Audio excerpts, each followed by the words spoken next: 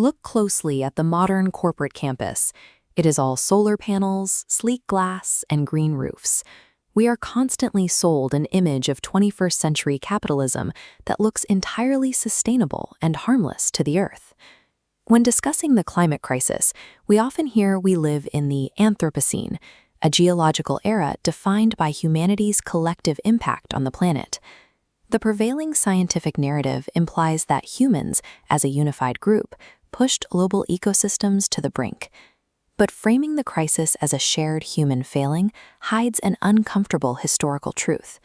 The carbon emissions and aggressive resource extraction driving this emergency were orchestrated by a highly concentrated fraction of industrialized powers, while the devastating consequences fall squarely on those who contributed the least. This disparity relies on a concept called spatial amnesia. It is a deliberate geographic separation.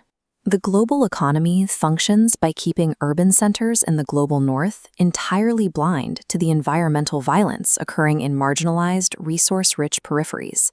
Our modern cities feel green and clean solely because the brutal extraction required to power them happens in places we refuse to look.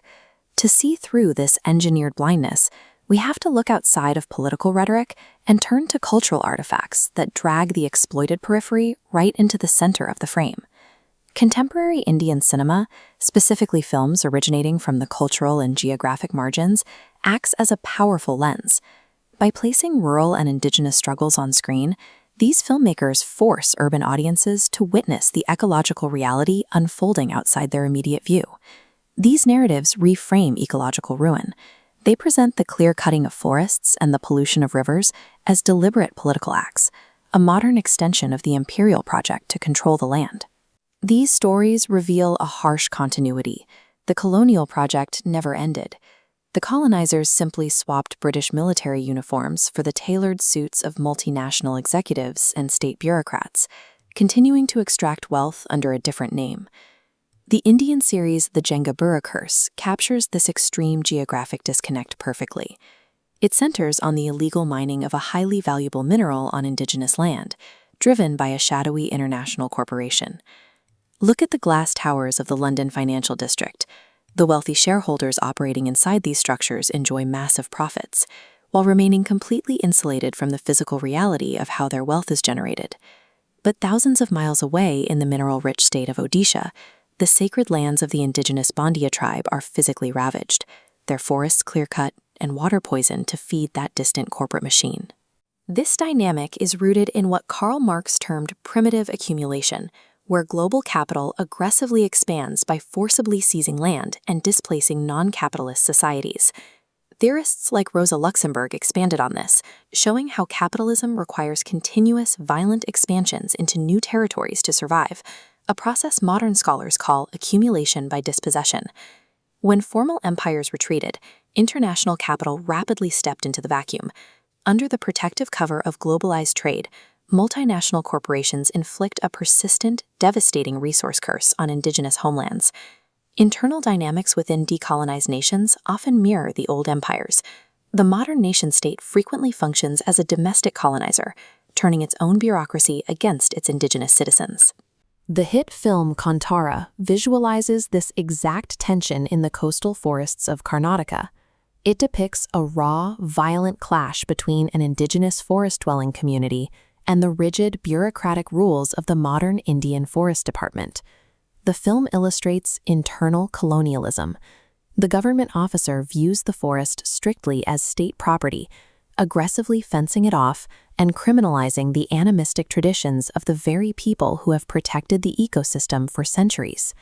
In response, these indigenous populations mount fierce campaigns of resistance, putting their bodies on the line to defend the specific ecosystems they have managed sustainably for generations.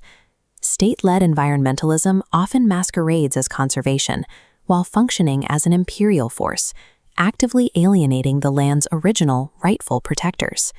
This push for modern development reaches its deadliest extreme in the isolated Andaman and Nicobar Islands.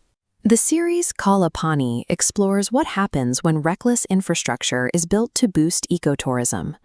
The human desire to commodify pristine environments fractures ancient, delicate ecological balances. The native tribes in these narratives survive because their physical existence and traditional practices are perfectly integrated with their local ecology. Forced displacement triggers an epistemological tragedy, permanently erasing the complex, sustainable systems of forest management and water conservation developed over thousands of years. When mainland capitalists ignore this localized wisdom and disrupt the environment for profit, the result is a catastrophic biological blowback, a deadly epidemic that threatens human survival itself. By destroying indigenous populations in the name of progress, we erase the exact natural immunities and localized practices required to survive the very climate crisis we created. The idea that all of humanity is equally to blame for our warming planet is a convenient myth. The crisis was engineered by a tiny fraction of industrialized powers and elite classes, built on centuries of aggressive extraction. Traditional theories of globalization fall short when trying to understand this planetary emergency. Historian Dipesh Chakrabarty argues we need a new framework entirely to process the sheer scale of the Anthropocene. He calls for species thinking, recognizing that humans share a collective biological fate on a finite planet, while simultaneously holding the global north accountable for its immense historical climate debt. You cannot solve the climate crisis while ignoring the continuous exploitation of the global south. Any environmental solution that skips over historical justice is just eco-imperialism.